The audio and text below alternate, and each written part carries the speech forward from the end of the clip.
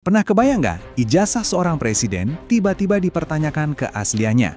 Nah, itulah yang terjadi di Indonesia. Hari ini kita bakal bedah tuntas kontroversi ijazah Presiden Joko Widodo yang super heboh itu, sampai-sampai dibawa ke jalur hukum. Yuk kita telusuri, ada apa sebenarnya?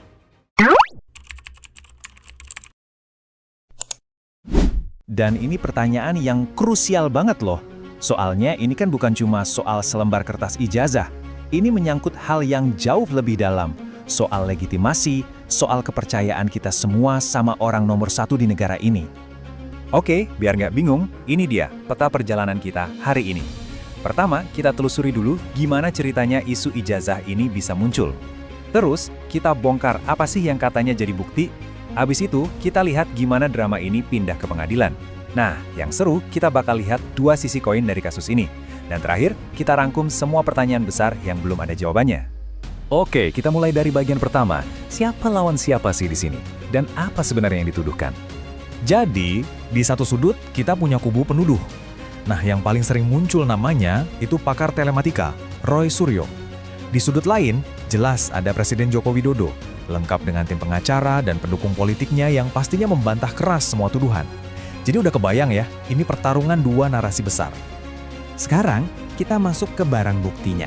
Dan, percaya atau enggak, semua keributan ini sumbernya cuma dari beberapa lembar fotokopian ijazah. Nah, argumen utamanya Roy Suryo itu begini. Dia nunjukin fotokopian ijazah yang disetor ke KPU tahun 2014.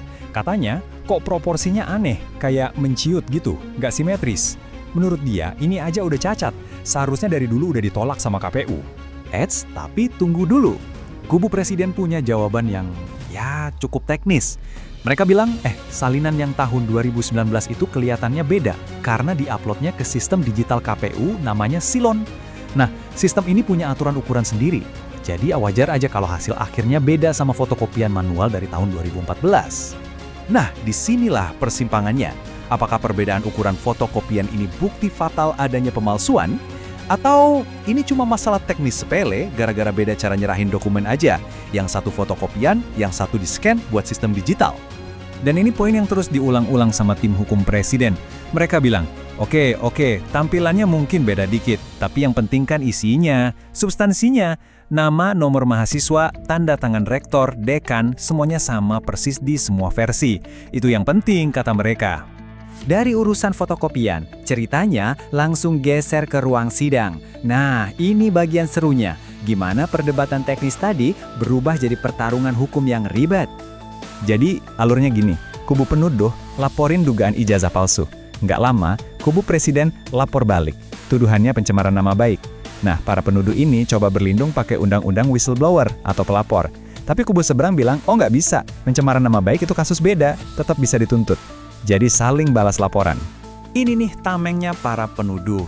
Intinya, undang-undang ini bilang, kalau kamu laporin dugaan kejahatan, kamu nggak bisa dituntut balik gara-gara laporanmu itu. Logikanya, kan saya cuma melapor, kok malah saya yang kena masalah. Dan makin kesini, makin rumit lagi. Kubu penuduh juga ngegugat prosedur polisinya. Mereka bilang, tes lab forensik yang dilakuin polisi itu nggak sah. Kenapa?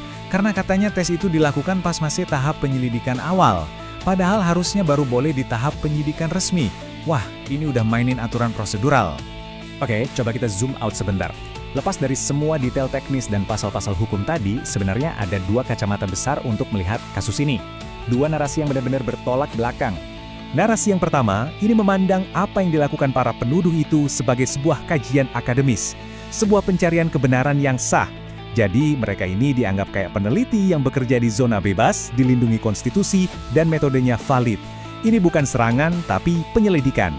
Tapi ada narasi kedua yang melihatnya beda 180 derajat. Dari sisi ini, semua tuduhan ini dianggap murni serangan politik. Bukan lagi soal cari kebenaran hukum, tapi udah ada kepentingan politik di baliknya. Tujuannya apa? Ya untuk bikin gaduh, bikin rakyat terhasut, dan goyangin stabilitas.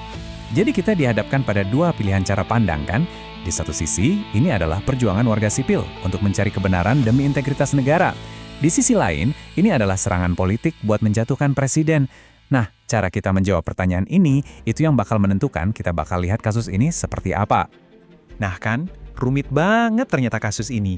Jelas nggak sesimpel asli atau palsu. Jadi yuk kita coba rangkum lagi, apa aja sih pertanyaan-pertanyaan besar yang masih ngegantung sampai sekarang? Ini dia nih PR-nya. Pertama, soal fotokopian tadi itu masalah teknis sepele atau kesalahan fatal.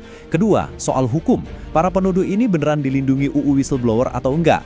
Ketiga, prosedur polisi pas ngetes ijazah itu udah bener atau belum? Dan yang terakhir, dan mungkin yang paling penting, ini beneran pencarian kebenaran atau murni manuver politik?